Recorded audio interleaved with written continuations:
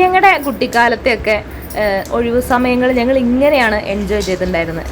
നമ്മൾ കൂട്ടുകാരെല്ലാവരും കൂടി ഇരുന്ന് കല്ലുകൾ പെറുക്കിയെടുത്ത് ഇങ്ങനെ 5 കല്ല് 7 കല്ലൊക്കെ വെച്ച് കളിക്കും. അന്ന് അച്ചമ്മയൊക്കെ പറയായിരുന്നു കല്ലാടും മുറ്റത്ത് നെല്ലാടില്ല എന്നൊക്കെ.